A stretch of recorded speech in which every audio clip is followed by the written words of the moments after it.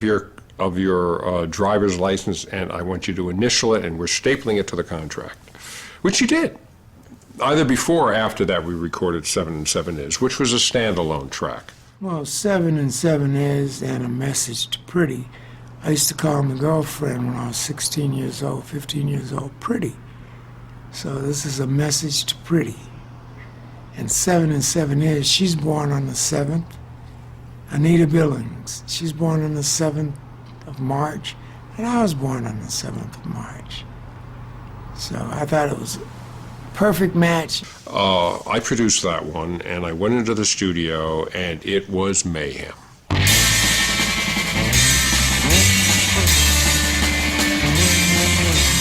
It was difficult to record, it was difficult to listen to in the studio, and it was blessedly short. When I was a boy, I thought about the times I'd be a man. I'd sit inside a bottle and pretend that I was in a can. In my lonely room, I'd sit my mind in an ice cream cone. You can throw me if you want to, but on my phone and I go boop, bip, bip, boop, bip, bip, yeah. We did over 40 takes on this thing. The drummer, Snoopy Pfisterer, wasn't really up to the job all the time. 7 and 7 Is? Oh, it was a bitch, actually. I don't know if you, I think it's written on all the sleeves, actually, that it took me I don't know how many takes to get it down. He and Arthur would alternate because this was a non-stop, rat-a-tat-tat, almost menacing burst of rhythmic energy. It looked like I wasn't going to be able to do it, actually. And so he tried it. He couldn't do it. I mean, as much as he thinks he's a drummer, he couldn't do it any better. I played it, but yeah, it took me a few takes. 1, 2, 3, 4. Normally, the sound is kind of an afterthought. The sound was the medium that, was driving the show. And that was what was so hard to get across to those guys is it has to sound like this, otherwise it would be a different song. Basically, it was hard. And yet it was the best-selling single they ever had.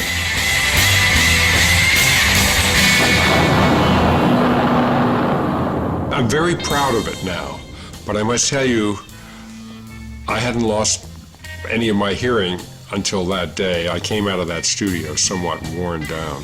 It took so long to get them to do that song right, and it shouldn't have, because it's not a difficult song, it's just a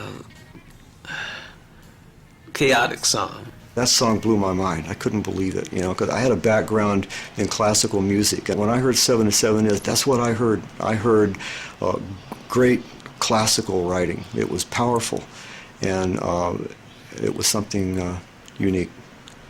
So I kind of wanted to be a part of that. I thought 7 and 7 Is would be something I would have been proud to play on. We came to realize that in order to push ourselves to the next level, we needed a drummer that could really play, and so we got Mike Stewart. On one occasion, I'll never forget this, because it's such a humiliating experience. We were playing at Beatolitos, and My Little Red Book, I don't know if you know, but it actually has the beat on the back side. It's not like a regular song. And I used to regularly screw that up when we came back in. There's a break and then it comes back in. So Arthur said to me, hey man, if you screw up that My Little Red Book tonight, you might as well just pack your shit and go home. So what do you think happened that night? Yeah. I fucked it up, and everybody turned around in the band and looked at me, and I was like wanting to sink through the floor. What's the point of that? Just part of my experience with the group. Well, that's when they finally, like I said, Arthur and I were friendly, and he wanted me to be around him, basically, I think. And he tried to accommodate me and make use of my piano skills. Having Snoopy play his harpsichord, then the group had changed, it shifted a little bit. And Jay Contrelli had been part of that lineup that played over at the other places on the west side of California and Nightlife.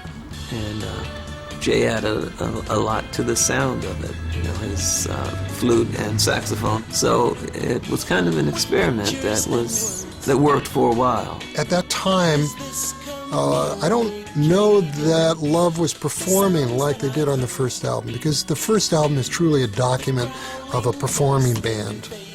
And by the time Da Capo rolled around, they were starting to become more of a studio band, where things were starting to get written and not necessarily played before coming into the studio. We went up to Arthur's house up in the canyon, and he just started going over the songs on his acoustic Gibson. And they were great songs, but they were totally different than what had appeared on the first album. Da Capo? What's that mean? You know what?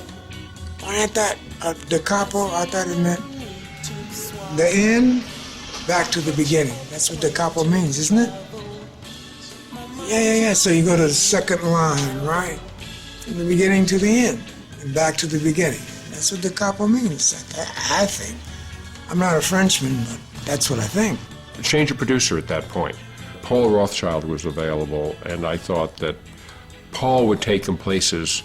I was good at bringing out the best of what they have, but Paul would be able to go an additional distance and show them what could be.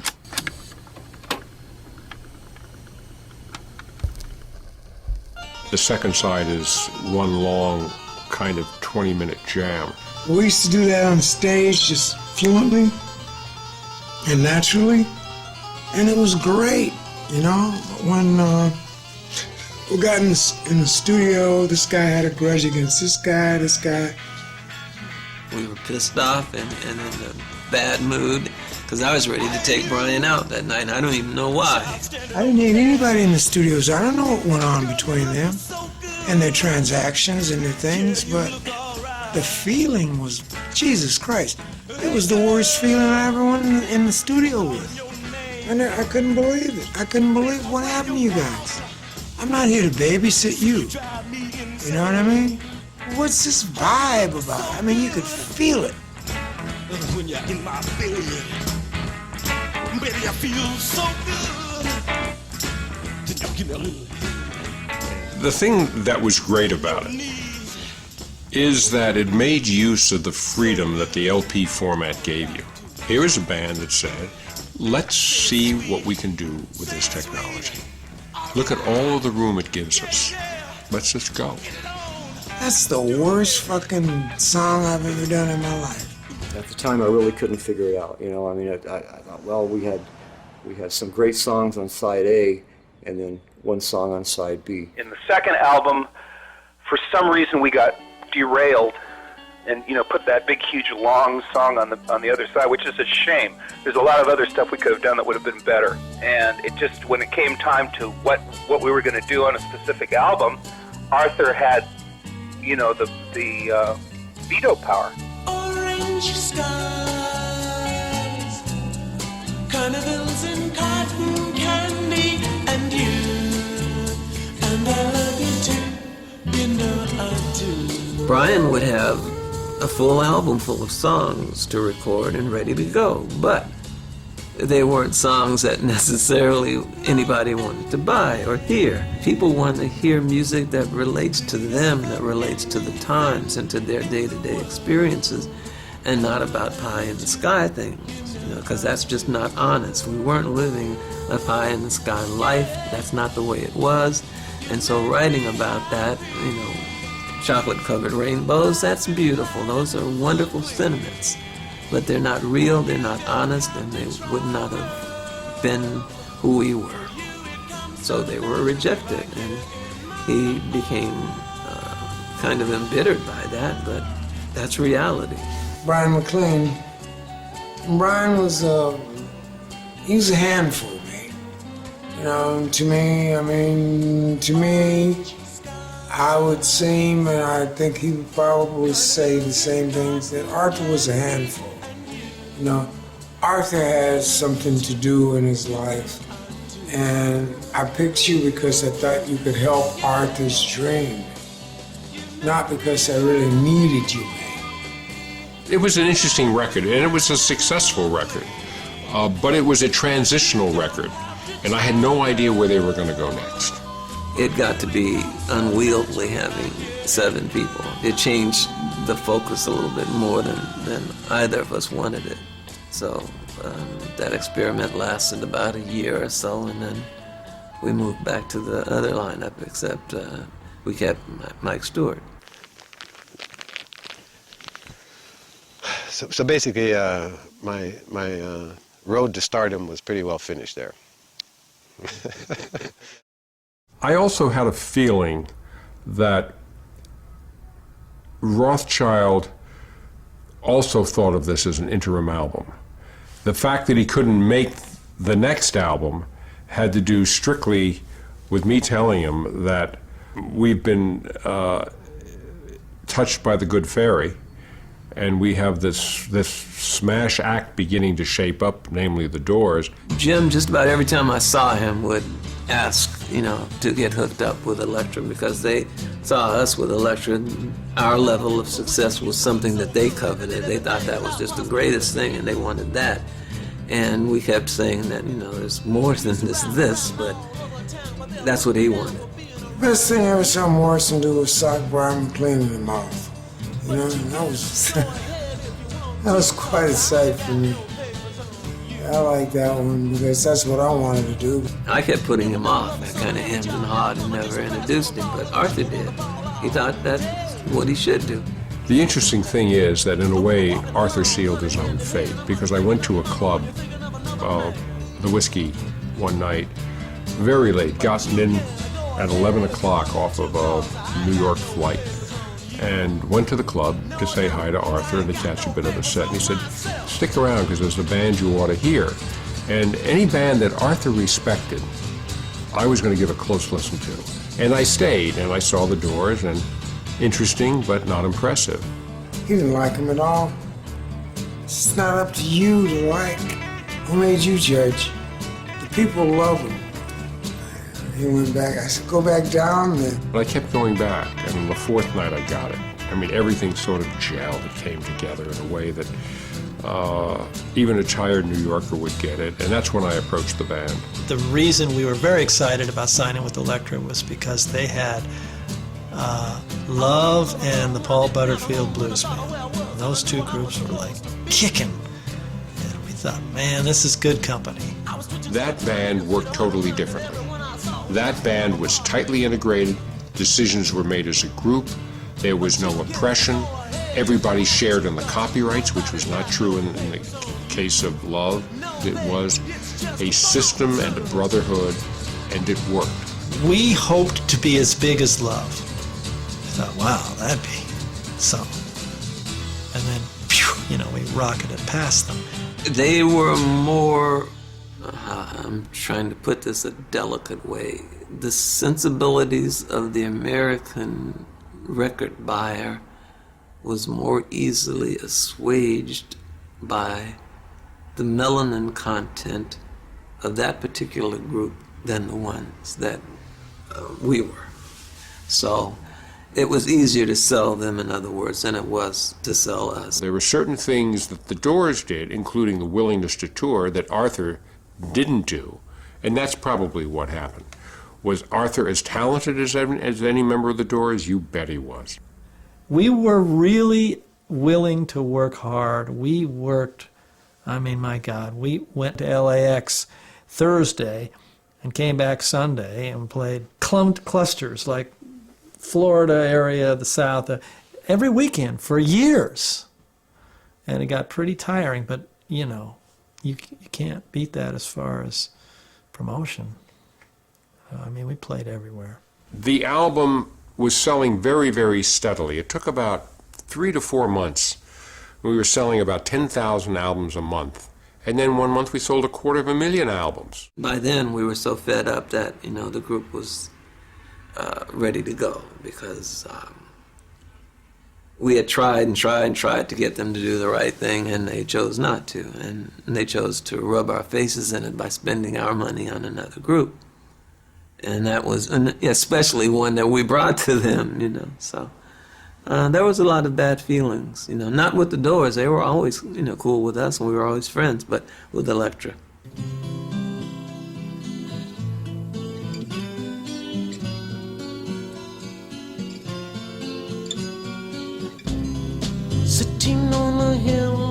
side, watching all the people die. I'll feel much better on the other side of the moon. We started working on Forever Changes just a few months after we finished Da Capo.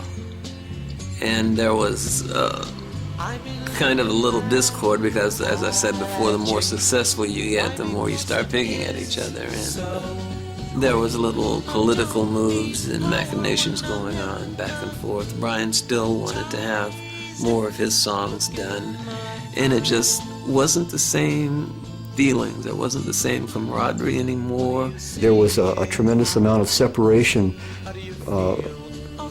with members of the group by that time.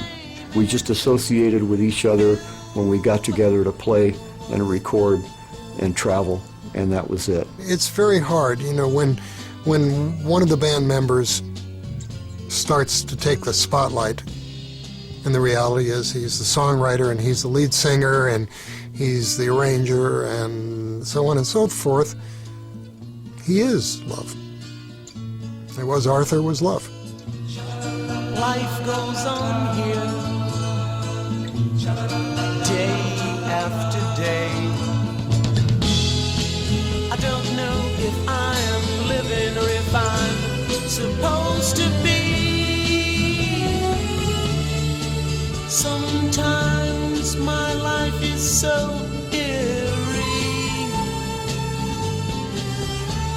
and if you think I'm happy, paint me yellow. My band had no idea of what I was doing when I did Forever Changes. They had no idea of the expectations that were to follow. They had no idea that I was recognized in the world with my music as the way it was. They just wanted to flop and lay there nodding and farting. Forever Changes, the songs were multi-dimensional, and they needed a lot of work and a lot of preparation. And so the fact that we had difficulty with those songs is understandable, considering the limited rehearsal time, a limited playing time. We rehearsed 3 songs to go in the studio, and the band just didn't cut it. And Arthur was screaming at everybody, trying to get them to wake up. I tried real hard, man, for a band to stick together. But how are you going to play when you're asleep?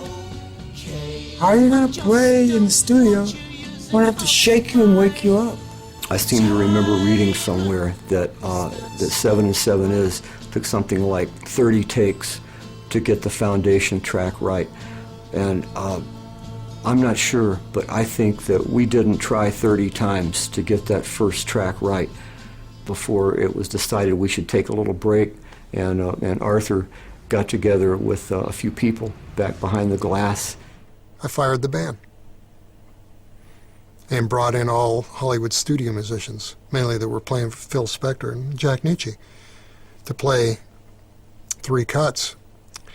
And I remember the guys were there in the control room, and there were tears on their face. Look, we're going round and round.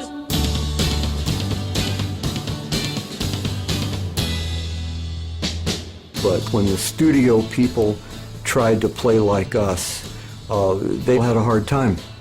They played too squeaky clean. You know, our sound had, in some ways, had a hard edge to it, and studio people don't play with a hard edge. They play the notes right there, you know, because that's how they make their living. And so I think that in some ways that restricted their ability to play the music the way it was supposed to be played. And so, you know, that was fortunate for us. And then afterwards they came to me and they said, "We'll get it together, we'll show you." And they did. And I have to hand it to them that they were able to come back from it and say, "I'm not going to be taken down by this, I'm going to do it." I think we all knew that we could do it. We just needed another chance.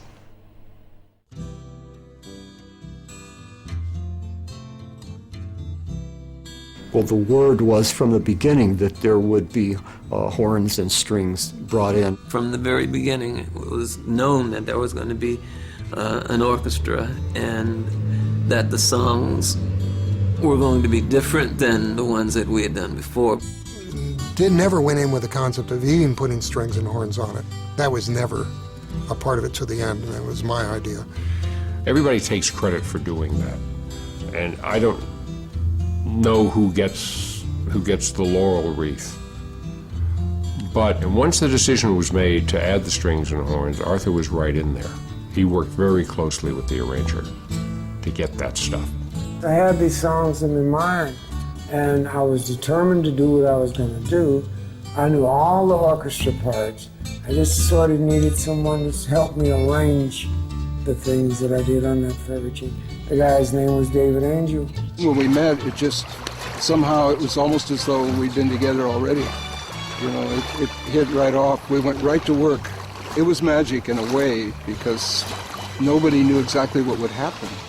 So we were relying on each other, but we were young enough to believe in that. We got together every day and spent hours, and they didn't tell me what to write. They weren't trying to get something from a technical orchestrator. They were trying to get me to feel something or belong to this music. And Arthur would sit there, for instance, and play on the piano and really work on his song as though he hadn't finished it yet. And yet he knew I was next to him, but he just wanted me to feel what he was doing. And he would play the song over and over, and sometimes he'd hit a note, like in the middle of a phrase, and look at me, and I'd notate that he liked that note, you know.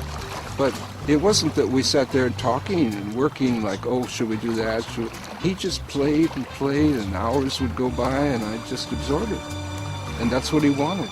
Rather than just adding strings, if you listen to the songs, you can see where certain parts that were played, he would complement that by playing the same part, except with strings and horns. And so they fit in perfectly rather than just putting Muzak in it, like on some albums you hear.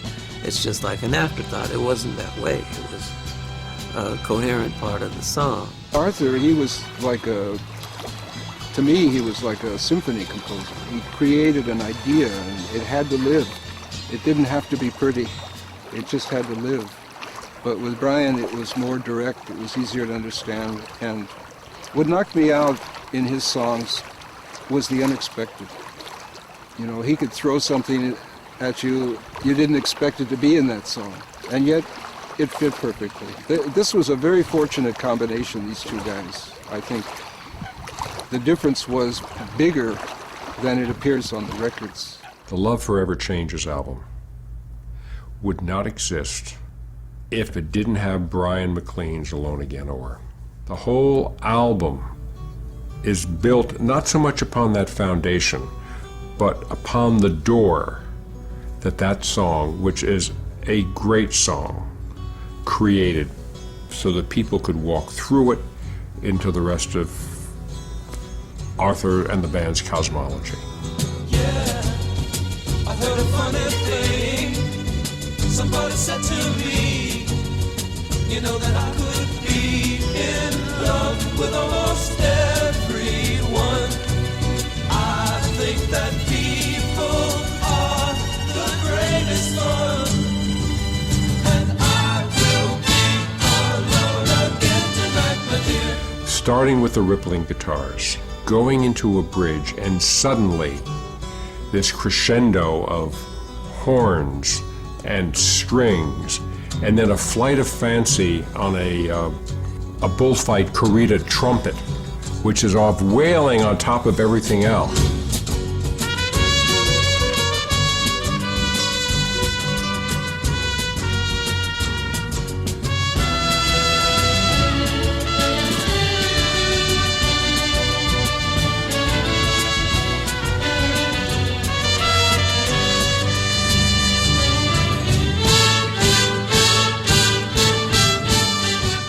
Bud Brisbois. He was a wonderful trumpet player, and I'm really glad he did it. He had 3 fingers on this hand, so he had no thumb, I think, and no little finger. So he was the perfect trumpet player. That's one of those moments I would love to have been in the studio, but I was just knocked out when I heard it. But it was so unexpected from the band. No LA band had done this, and there they were off again. I thought that was wonderful. I've never heard any other group reach that level of art. I mean, the Beatles were a wonderful combination, and they had the right stuff. You know, everybody had their role, and they did it right. But as far as a group that just created a kind of abstract rock art, I've never heard anything like this group and that album. When I heard it in the studio, you know, in full blown with the orchestra and everything, it just really knocked me out. And I thought everybody else would hear it the same way, you know, because you're adding rock and roll or really blistering guitar runs with flamenco, you know, or on top of something that's rather avant-garde. And that was different. I don't think until that point there had been an album done like that. I was pleased with that from the start. I know Arthur was kind of, you know, I don't know, maybe a little ambivalent, you know, but I heard it differently.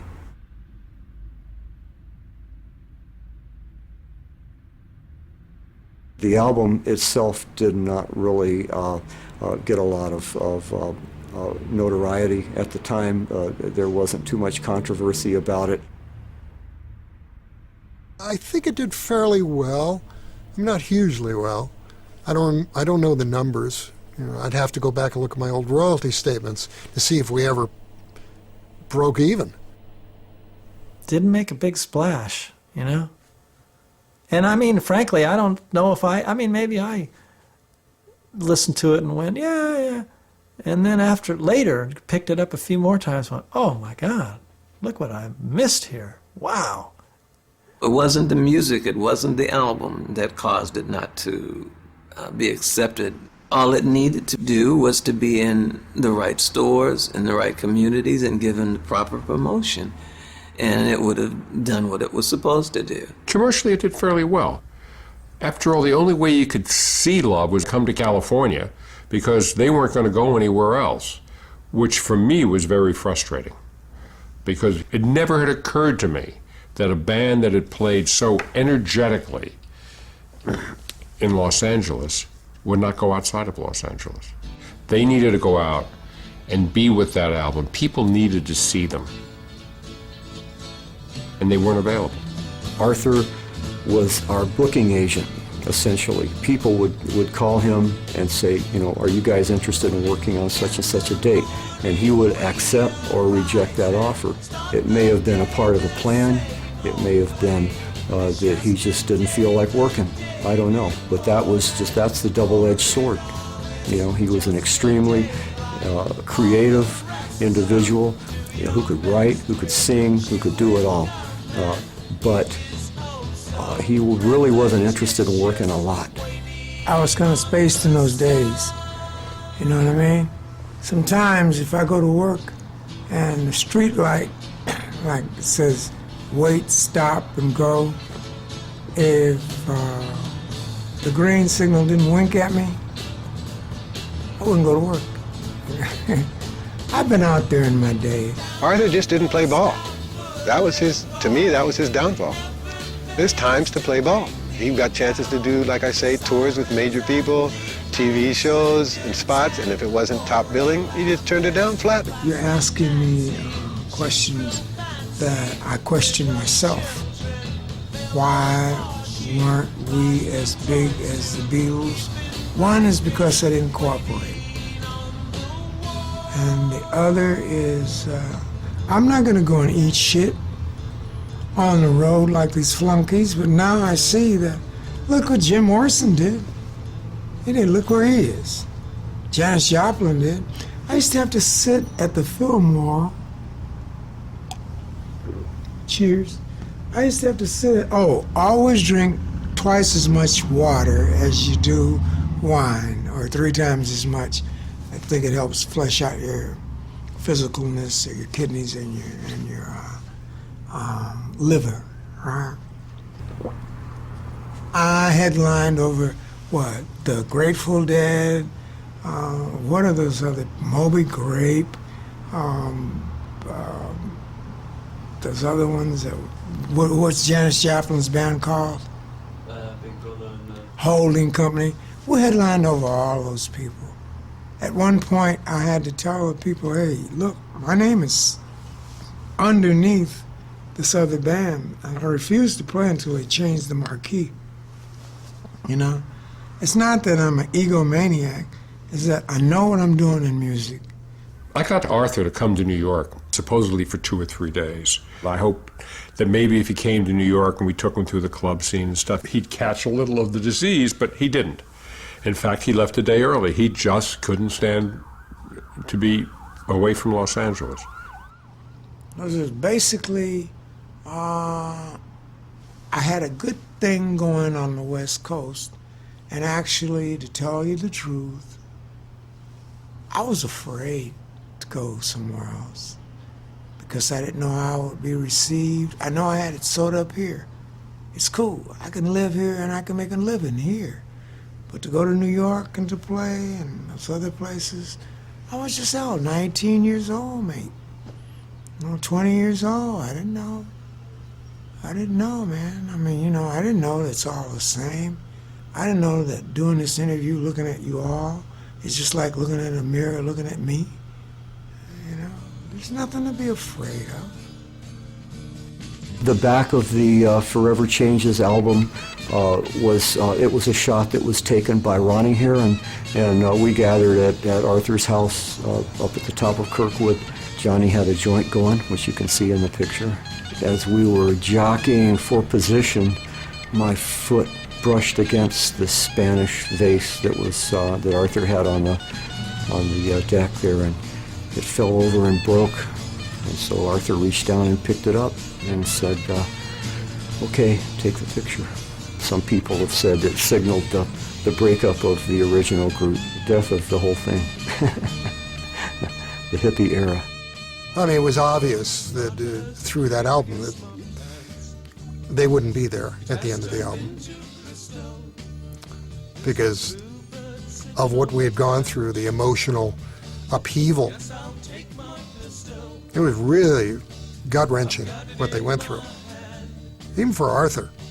Everybody was a bit depressed, but I think Arthur was even more so affected by it. And he talked about death quite a bit and thought that he was just going to die. But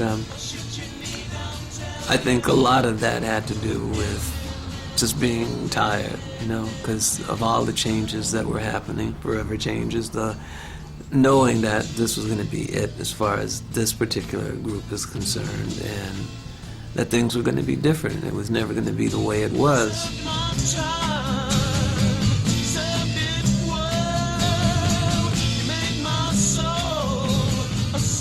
You have to forgive, I do believe, in order to be forgiven. You see, because people make mistakes, but people have choices to make. And when you're at the crossroads, sometimes you go on the wrong path. For an example, me and my mates, me and my group, we went to a motel to score some drugs. Well, I like this type of drug, it gives me sort of a lift, and they like this sort of a drug that puts them asleep. And it was like, I went that way and they went that way. And the band went that way. The hard drugs were something that I believe that we all had to deal with, but we didn't all do it at the same time. We were staggered in our involvement with heroin, which is the most limiting of all drugs. I went the wrong way as well. Up, down, whatever. When you're born drug-free. Unless your parents were strung out or something like that. You're born drug-free. You're having a great time. You're running around, carrying on. You don't need this to do that. You don't need this to do that. It was something to help us deal and cope with the realities of what was going on. Something that you'd worked so hard and so long for, and now you see it just leaving, and you can't do anything about it. and you're depressed, and so you self-medicate. And you self-medicate and keep on, and pretty soon you've chased the dragon until the dragon catches you. And that's what we all did. But it wasn't a point of the drugs causing the problems. The drugs were after the problems were already there, and then drugs were used just to try and to cope with them. In January of '68, we went back into the studio and recorded Your Mind and We Belong Together and Laughing Stock. So it was just a side A and a side B of what might someday be another album.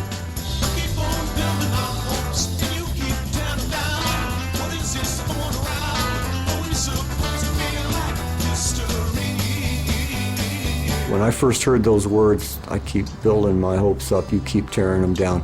You know, I understood, I think, what Arthur was trying to say. You know, I think that what he was trying to do was express his frustration at trying to do things in that group that he wasn't able to do. And I think Brian has started to feel the same way about himself. He had wanted to begin doing his own thing as well. By the time the records came out, my thinking had already moved on. I couldn't sit back and enjoy listening to it because I was just thinking I can do better, I can do so much better. This can sound so much better. And that's part of the reason I went off onto my own.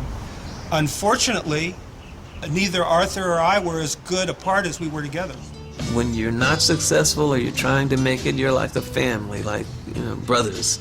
But as soon as you make it, the outside interests start pulling you toward them. And everybody has these little cliques, and they'll say, oh man, you're the greatest. And then Brian has people that says, oh man, you're the greatest, you carry the group. Arthur has people that says, you're the fantastic one, you carry the group. Kenny has people that are telling him that. So everybody has these interests that are pulling at them, telling them they're the ones that are causing the success. And if you're not very secure, if you're young, if you have other things pulling at you, sometimes you listen to those people and they just pull you away, you know, and you can't make music with all of those different influences affecting you. You just can't do it. So you start out with these wonderful idealistic ideas about what you're going to do with music, and then money and people and jaded and jealousies and all of those things interfere with it, and then where's the music? And I'm lost in confusions, 'cause my things are material, and you don't know how much I love you. In 1968, in May, we broke up. 68. We held a meeting and said, this is it, we're through. Everybody was on heroin, nobody could hold up their end. We were all shot. You know, every instrument, all I had to do was sign my name, and they'd give me Vox amplifiers, they'd give me Marshall stacks, and as soon as I get them, these guys would pawn them. I couldn't take that shit anymore, you know? I had to move on, and the people, when I moved on in 67, 68, 69 actually, late 68, 69, George Saranovich, Frank Fayad, Jay Lewis, Gary Rawls, they couldn't stand Forever Changes. They were more in the rhythm and blues. They were white guys, but they were more in the funk and rhythm and blues than they were in the listening to the Forever Changes and the words and things that I was saying. So I said, wow, maybe I made a flop. For years that Forever Changes because of my environment. That's a piece of crap. You know what I mean? And I'm easily influenced. So I said, well, hell, I know how to play what you guys like to play too, so I wrote songs in that vein. We did one more album with Arthur, For Sale, but the heart had gone out of it, and you could tell. Do you think the heart had gone out of Arthur a little bit? Because I don't know. I would assume so because the talent was always there. The question was whether he wanted to apply himself or not. You know, I think that sometimes we're put on this planet to do a particular thing in a particular time space. And maybe when we've said what we were put here to do, that's it. And maybe Arthur's space really were those 3 albums. And what he did after that, he was trying to find why he did it to begin with. And it's very hard. The only way you can do that is to forget about it and allow the pail to fill up again so that you can draw from it. After the 4th album, we released him from his agreement so he could record elsewhere. We wanted to see him succeed. The albums didn't succeed. But then again, it was Arthur and another whole group of musicians. Once I had a singing group and gone. Now I got another group, didn't take too long. I'd be lying if I didn't get some satisfaction from saying when I would read reviews and they would be called ham-fisted imposters or this kind of thing. But, you know, I knew what Arthur was doing. He was trying to carry forth with an idea. I don't think that much talent just dissipates. I don't go with that theory. I think circumstance got in the way. He probably wasn't given an opportunity like that again. And maybe that's what happened later, that not everyone understood that he could have gone on. You know, sometimes that can happen to someone with power, is that if they can't use it, they lose it. And maybe that's what happened.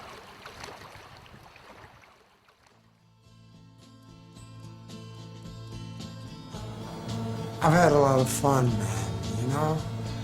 But I've had a lot of fun the hard way.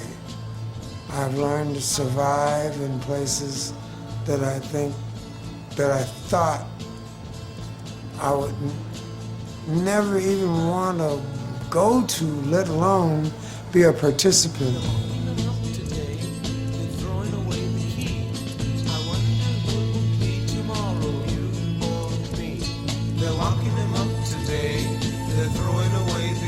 They have a new slavery now, it's called the penitentiary. It's new slavery, you know, where they arrest everything that's poor and everything that's black and poor whites and a lot of Mexicans. Those people don't care about going to jail. It's a second home to them. Me, I have a job to do, man. All you hear about all day long is motherfucker this, motherfucker that. You motherfucker, I'll kill you, motherfucker, this, that, and the other. How I pulled this robbery, how I did this murder, how I did... Man, I don't want to hear that. I want to play my music and please people on this earth, man. You know what I mean? Leave me the fuck alone. That's all I ask. Leave me the fuck alone.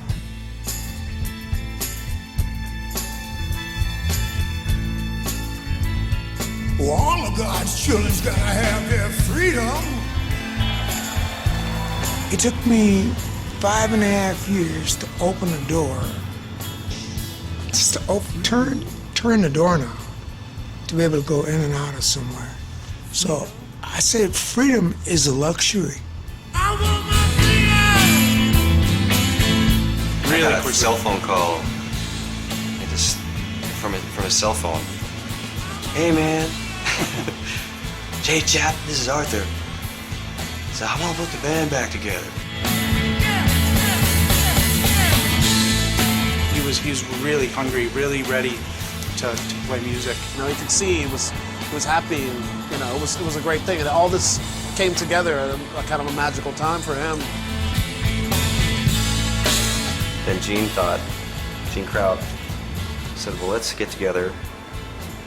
Let's do that album live.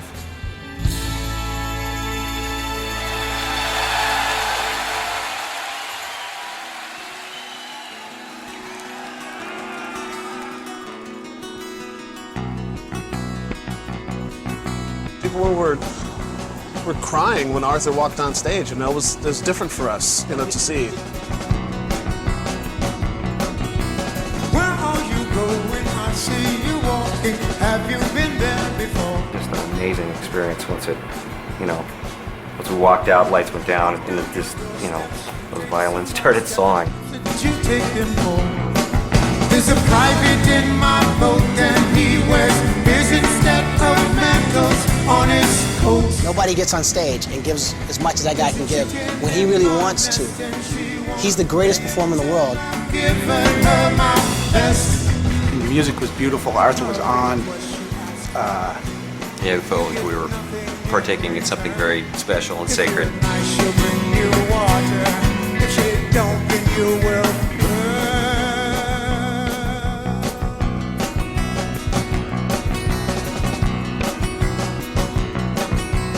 You go through changes, it may seem strange.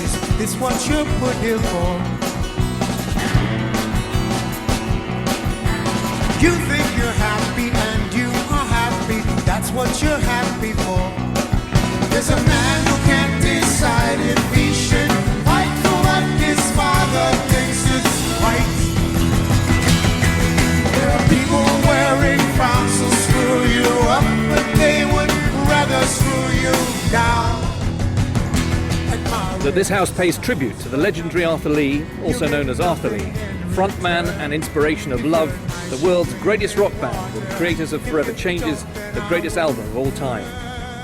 Notes that following his release from jail, he is currently touring Europe and urges honourable and especially right honourable members to consider the potential benefit to their constituents if they were, with the indulgence of their whips, to lighten up and tune in to one of his forthcoming British gigs. Best album of all time from Parliament. The Parliament. They stopped what they were doing with the whatever they were talking about and said, go see Arthur Lee. That's flattering. They're human beings, man. I didn't understand it, man. I wanted to drink like a fish needed water, but I didn't. I had a Guinness, you know what I mean? And it's like they really treated me with royal respect. Arthur Lee, yeah. I've been blessed in my life, man. I had a dream when I was a child, asked to be a certain person. But then I found out, you know, you can be a lot of these different people. You can be an athlete, you can be a scientist. I chose music, you know. But that was a long time ago. What do I choose today? It was inevitable because I still choose the same thing. I get a nut on that stage, you know what I mean? I see people in the audience. I see little kids. I see teenagers. I see people in their 20s and 30s. I see middle-aged people. I see old people, you know, and they're all there to see love. And Arthur Lee, that was my goal. What happened at Beatolitos was special. And it carried through the first album, which is really just a collection of songs, including some very good ones. It moved into the more experimental da capo, and then it burst forth in full bloom in Forever Changes. That's a hell of a run. This change, and for everyone who thinks that life is just a game, do you like the part you're playing?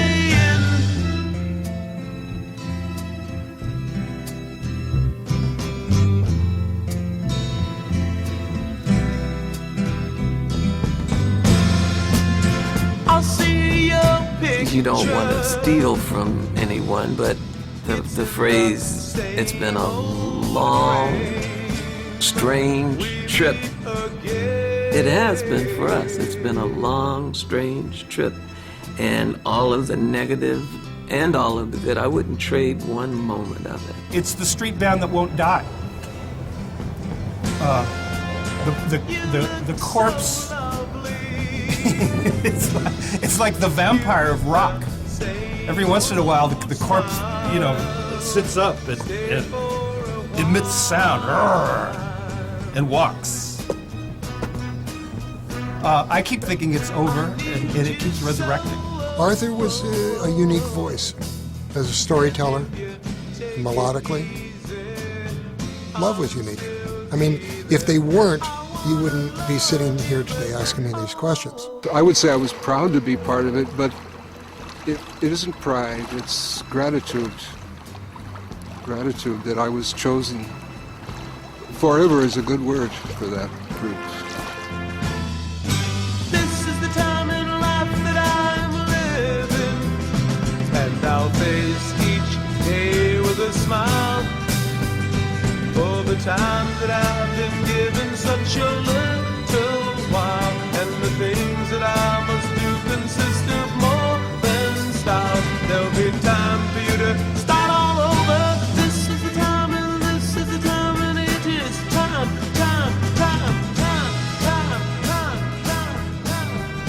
drop out and drop in and drop out and drop by. You know, it's kind of hard. But then when your record gets rated over the Beatles and the Stones and everybody, then you realize, wow, your work wasn't in vain, you know what I mean? It took them a long time to listen to my music, man.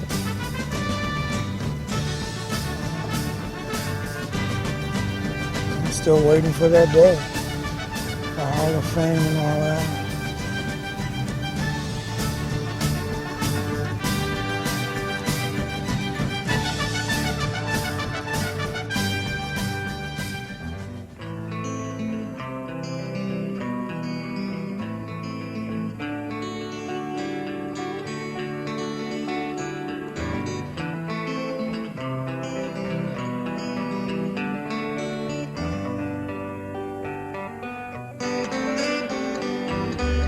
Rather than fight you, I'll give you my bell. And then you can ring it and go fare thee well. And the leaves don't fall in my grandfather's grave, 'cause the trees have been replaced with city buildings.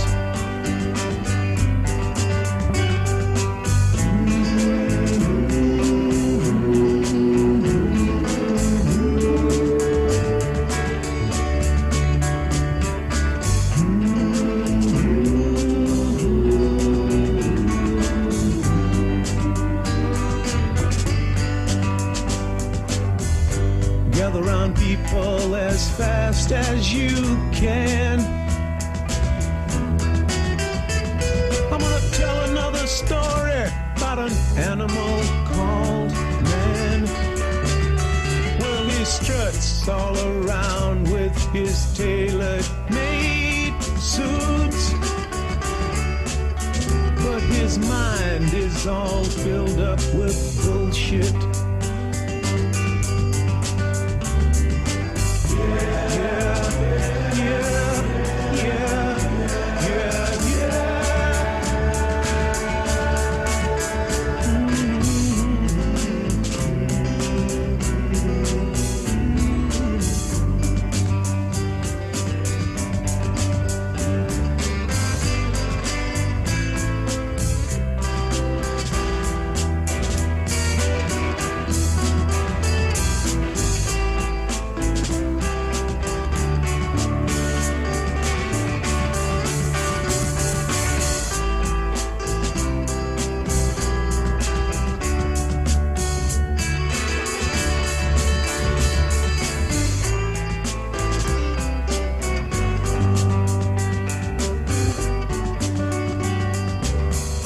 Join in singing and fill in this place.